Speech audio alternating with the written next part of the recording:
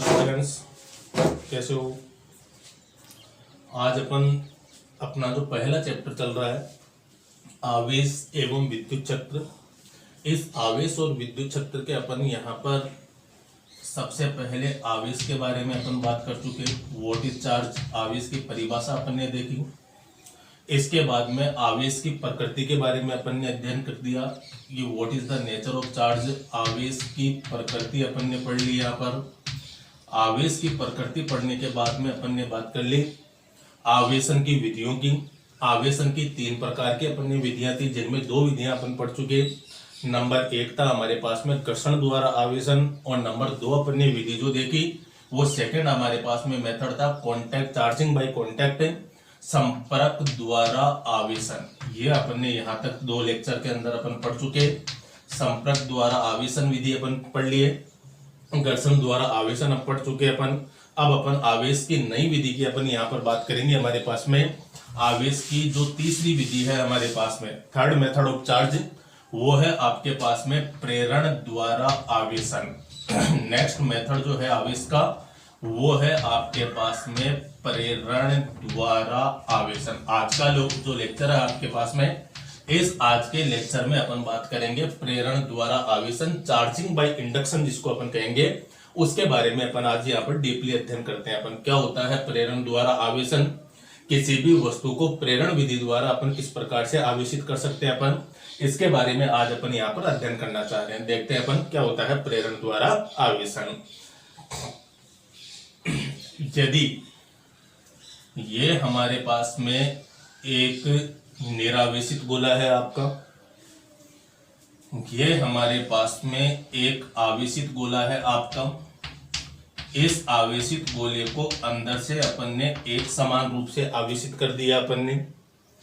प्रेरण द्वारा आवेशन क्या कहेगा आपका कि जब किसी निरावेशित गोला जो है, इस निरावेशित गोले को इस आवेशित गोले के संपर्क में लाए बिना ही, जब निरावेशित गोले को आवेशित गोले के संपर्क में लाए बिना ही, यदि निरावेशित जो गोला है इस निरावेशित गोले पर पहले से विपरीत प्रकृति का आवेश एकत्रित हो जाए, तो आवेशन की यह जो विधि होती है, आवेशन की इस विधि को अपन कहेंगे प्रेरण द्वारा आवेशन।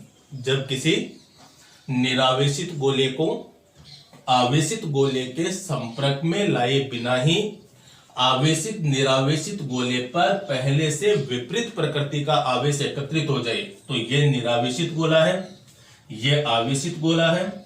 आवेशित गोले पर आपके पास में पॉजिटिव चार्ज था। इस निरावेशित गोले को आवेशित गोले के संपर्क में लाए बिना ही इस पर विपरीत प्रकृति का आवेश एकत्रित होना चाहिए। इस पर प्लस आवेश है तो इस पर विपरीत प्रकृति का कौन सा आवेश आ जाना चाहिए, ऋणात्मक आवेश। और आवेशन की यह जो विधि है, इस आवेशन की विधि को अपन कौन सी विधि कहेंगे, प्रेरण द्वारा आवेशन। आवेशन की यह जो मेथड हो गया आपके पास में, आवेशन की इस विधि को अपन क्या कहेंगे, प्रेरण द्वारा आवेशन। क्या परिभाषा बनेगी, जब किसी निरावेशित गोले को आवेशित गोले के संपर्क में लाए बिना ही उस निरावेशित गोले पर पहले से विपरीत प्रकृति का आवेश एकत्रित हो जाता है, तो आवेशन की यह जो विधि होती है, आवेशन की इसी विधि को प्रेरण द्वारा क्या कहा जाता है, आवेशन कहा जाता है। अब यहाँ पर एक क्वेश्चन बनता है आपके पास में, एक बहुत ही इंपॉर्टेंट एग्जाम के लेवल से अपन एक क्वेश्चन की बात करते हैं। यहाँ पर क्या है अपना क्वेश्चन, देखते हैं अपन। यहाँ पर देखो आप, क्वेश्चन अपन ले रहे हैं यहाँ पर, आप किसी निरावेशित गोले को, निरावेशित गोले को बिना संपर्क में लाए, बिना संपर्क में लाए किस प्रकार धनावेशित कर सकते हो, धनावेशित कर सकते हो।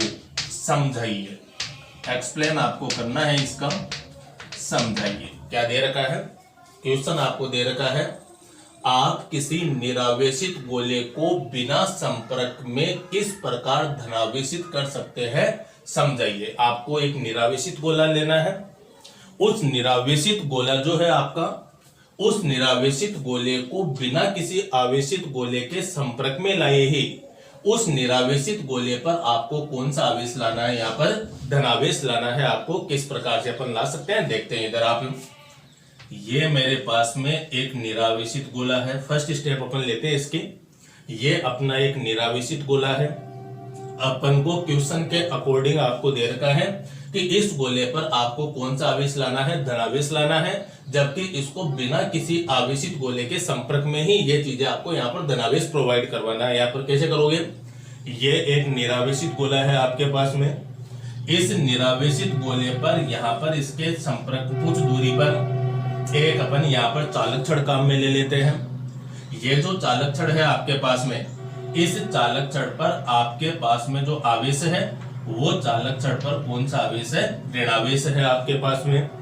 जैसे चालक छड़ पर ऋणावेश है तो आवेश की जो प्रकृति अपन ने देखी, उस आवेश की प्रकृति में अपन ने देखा कि समान प्रकार के जो आवेश होते हैं उनमें प्रतिकर्षण होता है और असमान प्रकार के जो आवेश होते हैं उनमें क्या होता है, आकर्षण। तो जो ये जो गोला है आपका, इस गोले के इस वाले भाग पर तो आपके पास में कौन सा आवेश आ जाएगा, धनावेश आ जाएगा आपके पास में। और शेष जो इधर वाला जो गोला है, इस भाग पर आपके पास में कौन सा आवेश रहेगा, ऋणावेश रहेगा। क्यों, क्योंकि धनावेश जो होगा आपका, ये ऋणावेश जो होगा, ये ऋणावेश को धनावेश की अपनी ओर क्या करना चाहिए, आकर्षित करना चाहिए। तो आकर्षित करना चाहिए तो इस स्थिति में अपन को क्या करना है कि ये जो आपके पास में छड़ है, इस छड़ पर आपको माइनस की जगह कौन सा चार्ज ले लेना है, धनावेश आपको ले लेना है।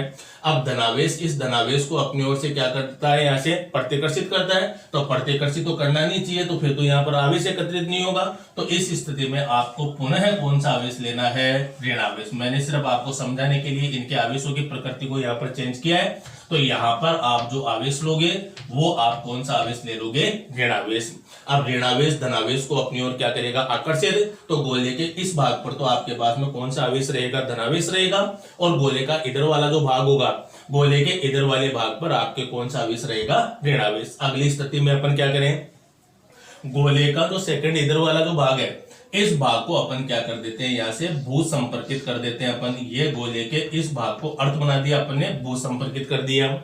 पृथ्वी एक सबसे बड़ा चालक गोला माना जाता है। पृथ्वी सबसे बड़ा चालक गोला है। तो ये जो है इस ऋणावेश को अपनी ओर, यहाँ पर ऋणावेश है, पृथ्वी के अंदर क्या उपस्थित रहेंगे, इलेक्ट्रॉन। ऋणावेश एक दूसरे को क्या करते हैं, प्रतिकर्षित करते हैं। लेकिन यहाँ पर ऋणावेश की मात्रा बहुत कम है। बहुत कम होने के कारण कंप्लीट ऋणावेश जो होगा वो किसके अंदर चला जाएगा, पृथ्वी के अंदर। और अगली स्टेप के अंदर आपके पास में जो गोला होगा, इस गोले के आधे भाग पर तो कौन सा आवेश बचेगा, धनावेश। इधर वाला ऋणावेश पूरा का पूरा कहां चला जाएगा, पृथ्वी के अंदर। और यहाँ पर आपके पास में चालक छड़, जिस पर कौन सा आवेश एकत्रित है, ऋणावेश। क्लियर है। चलो जी आगे अगली स्टेप के अंदर चले। अब अगली स्टेप में यहां से ये जो चालक छड़ है, इस चालक छड़ को आपको रिमूव कर देना है, हटा देना है।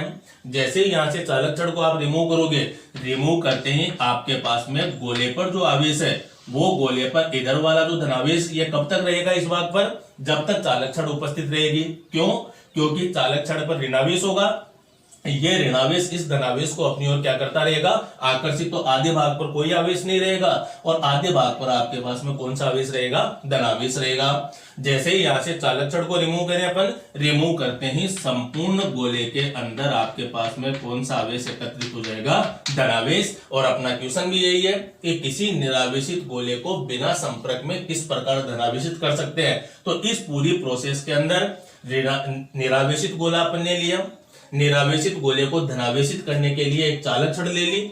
उस चालक छड़ पर ऋणावेश था, ऋणावेश के कारण गोले के अंदर वाले आधे भाग पर, पहले प्रारंभिक पार्ट पर आपके पास में धनावेश रहा। इधर वाला जो पार्ट है उस पर आपके पास में कौन सा आवेश रहा, ऋणावेश रहा। अब अगली प्रोसेस के अंदर इसको अपन ने ऋणावेश को रिमूव करना है, क्योंकि धनावेश रखना है अपन को। तो तो ऋणावेश को रिमूव करने के लिए अपन क्या करेंगे, इसको भूसंपर्कित करेंगे, अर्थ बनाएंगे यहाँ पर। जैसे ही भूसंपर्कित करोगे तो कंप्लीट ऋणावेश किसके अंदर चला जाएगा, पृथ्वी के अंदर चला जाएगा। गोले के आधे भाग पर कौन सा आवेश रहेगा, धनावेश। हमें तो पूरे के पूरे गोले के अंदर धनावेश लाना है, तो पूरे के पूरे गोले के अंदर धनावेश कब ला सकते हैं, जब आप यहाँ से चालक छड़ को क्या कर दोगे, रिमूव करोगे। और चालक छड़ को जैसे रिमूव कर दे, अपन हटा दे यहाँ से, चालक छड़ को रिमूव करते ही गोले पर एक समान रूप से कौन सा आवेश एकत्रित हो जाएगा, धनावेश। और आवेशन की ये जो विधि होती है, आवेशन की इसी विधि को अपन क्या कहेंगे, प्रेरण द्वारा आवेशन। आवेशन की ये जो विधि हो गई, आवेशन की इसी विधि को अपन कौन सी विधि कहेंगे, प्रेरण द्वारा आवेशन। इस प्रकार किसी भी वस्तु को आवेशित करने की मुख्यतः तीन प्रक्रियाएं, तीन विधियां होगी। नंबर 1 घर्षण द्वारा आवेशन, नंबर 2 संपर्क द्वारा आवेशन, और नंबर तीसरी विधि जो हो गई आपके पास में, वो थर्ड मेथड हो गया आपके पास में प्रेरण द्वारा आवेशन। क्लियर है यहां तक? चलो जी आगे बात करते हैं अपन।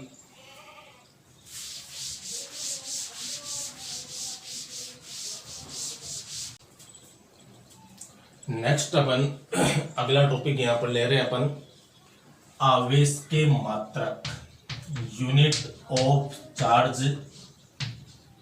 आवेश के मात्रक, यूनिट ऑफ चार्ज।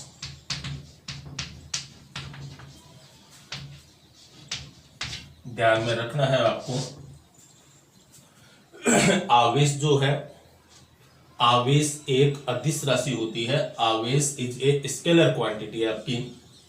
यदि आवेश के मात्रकों की बात करें अपन, नंबर 1 लेते हैं अपन SI पद्धति में। SI पद्धति में आवेश के मात्रक की बात करते हैं। सबसे पहले अपन जानते हैं विद्युत धारा, जिसको अपन I से रिप्रेजेंट करेंगे अपन। विद्युत धारा होती है एकांक समय में प्रवाहित होने वाले आवेश की मात्रा। दैट मीन्स I बराबर Q अपॉन नीचे कितना हो जाएगा, T हो जाएगा। यहां से Q का मान अपन निकाले तो Q बराबर I इंटू कितना हो जाएगा आपके पास में, T हो जाएगा। यहां से आवेश का मात्रक निकालें तो I तो विद्युत धारा, विद्युत धारा का मात्रक क्या हो जाएगा आपके पास में, एम्पियर हो गया आपके पास में, इंटू T समय है तो इसका मात्रक आपके पास में क्या हो जाएगा, सेकंड। तो SI पद्धति में आवेश का मात्रक क्या निकला, एम्पियर इंटू सेकंड, या फिर इसका प्रचलित मात्रक जो होता है वो साइंटिस्ट कूलोम के अनुसार इसका जो प्रचलित मात्रक होगा, वो प्रचलित मात्रक इसका कौन सा होगा, कूलोम, जिसको अपन किससे व्यक्त करेंगे, C से। तो SI जो पद्धति है, इस SI पद्धति में आवेश का जो मात्रक हो गया, वो आवेश का मात्रक हो गया एम्पियर इंटू सेकंड या फिर कूलोम। नंबर 2 लेते हैं अपन, CGS पद्धति की बात करते हैं अपन। CGS पद्धति में आवेश के मात्रक की बात करें तो वो होता है आपके पास में स्थिर विद्युत इकाई।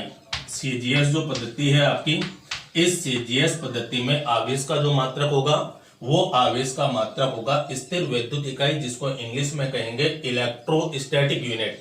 इंग्लिश जो है उसमें अपन क्या कहेंगे, इलेक्ट्रोस्टैटिक यूनिट, जिसको शॉर्ट फॉर्म के अंदर अपन किससे रिप्रेजेंट करते हैं, ESU, या फिर इसका दूसरा नाम और हो जाता है फ्रैंकलिन।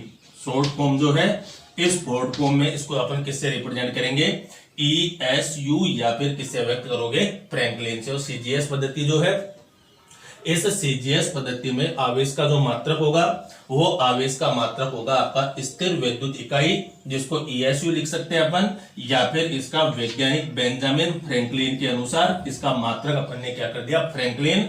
इस फ्रैंकलिन को अपन किससे रिप्रेजेंट कर देते हैं, Fr से। और जो स्थिर विद्युत इकाई जो CGS पद्धति है, इस CGS पद्धति में स्थिर विद्युत जो इकाई है, यह आवेश का सबसे छोटा मात्रक होता है। यह आवेश का सबसे छोटा मात्रक होता है। यदि आपको परीक्षा में पूछा जाए कि आवेश का सबसे छोटा मात्रक कौन सा होता है, तो आपका उत्तर होना चाहिए स्थिर विद्युत इकाई ESU या फिर फ्रैंकलिन, जिसको अपन क्या कहेंगे, आवेश का सबसे छोटा मात्रक। और ध्यान में रखना आपको, एक कूलोम जो होगा आपका, ये 1 कूलम बराबर होता है 3 गुणा 10 की घात 9 ESU या फ्रैंकलिन। 1 कूलम जो होगा आपका, ये 1 कूलम बराबर होगा 3 गुणा 10 की घात 9 ESU या फिर क्या हो जाएगा, फ्रैंकलिन। तो एसआई पद्धति जो है, इस एसआई पद्धति में आवेश का मात्रक जो हो गया आपके पास में, वो आवेश का मात्रक हो गया स्थिर वैद्युत इकाई। एसआई पद्धति में आवेश का मात्रक एम्पियर इंटू सेकंड या कूलम। और सीजीएस पद्धति जो है, इस सीजीएस पद्धति में आवेश का जो मात्रक हो गया हमारे पास में, वो हो गया स्थिर वैद्युत इकाई, जिसको अपन ESU रिप्रेजेंट करेंगे, इलेक्ट्रोस्टैटिक यूनिट, या फिर इसका मात्रक क्या हो जाएगा, बेंजामिन फ्रैंकलिन के अनुसार फ्रैंकलिन। और आवेश का ये जो मात्रक है, इस मात्रक को अपन क्या कहते हैं, आवेश का सबसे छोटा मात्रक। और ध्यान में रखना है, 1 कूलम जो होगा, ये coulomb always be equal to 3 into 10⁹ ESU या फिर फ्रैंकलिन। और नंबर 3 अपन बात करें यहां पर, नंबर 3 आवेश का सबसे बड़ा मात्रक, आवेश का सबसे बड़ा मात्रक की यदि अपन बात करें, the largest unit of charge, आवेश के सबसे बड़े मात्रक की बात करें तो आवेश का सबसे बड़ा मात्रक होता है फेराडे। और 1 फेराडे जो होगा, ये 1 फेराडे बराबर होता है 96,500 कूलम। 1 फेराडे जो होगा आपका, ये 1 फेराडे बराबर होगा 96,500 कूलम। तो आवेश के 3 अलग अलग मात्रकों की अपन ने बात की। नंबर 1 एसआई पद्धति में आवेश का मात्रक वो होगा आपके पास में एम्पियर इंटू सेकेंड या फिर क्या हो जाएगा, कूलम। नंबर 2 सीजीएस पद्धति में आवेश का मात्रक वो होगा आपके पास में स्थिर वैद्युत इकाई, जिसको शॉर्ट फॉर्म में अपन क्या लिखेंगे, ESU या फिर क्या हो जाएगा, फ्रैंकलिन। और जो स्थिर वैद्युत इकाई ESU या फ्रैंकलिन जो होता है, इसको अपन क्या कहते हैं, आवेश का सबसे छोटा मात्रक। और आवेश का सबसे छोटा मात्रक जो होगा, वो होगा 1 कूलम बराबर 3 गुणा 10 की घात 9 ESU या फिर क्या हो जाएगा, फ्रैंकलिन हो जाएगा। तीसरा आपके पास में क्या हो जाएगा, the largest unit of charge, आवेश का सबसे बड़ा मात्रक वो होगा आपके पास में क्या हो जाएगा, फेराडे। एक फेराडे जो होगा, ये 1 फेराडे बराबर कितना हो जाएगा, 96,500 कूलम। 1 फेराडे जो होगा आपका, ये 1 फेराडे बराबर 96,500 कूलम। इसी के साथ में कुछ एडिशनल यूनिट और अपन यहाँ पर देख लेते हैं। अपन थोड़ा ध्यान में रखना आपको, जो आगे अपन क्वेश्चन, न्यूमेरिकल क्वेश्चन जब अपन करेंगे, उन न्यूमेरिकल क्वेश्चनों को सोल्व करने के लिए वो चीजें अपन यहाँ पर काम में लेनी है, आपको ध्यान में रखना है। 1 माइक्रो कूलम, 1 माइक्रो कूलम, जिसको अपन म्यू सी से व्यक्त करेंगे, यहाँ पर माइक्रो कूलम को म्यू सी से व्यक्त करेंगे। ये 1 माइक्रो कूलम बराबर होगा 10 की घात -6 कूलम।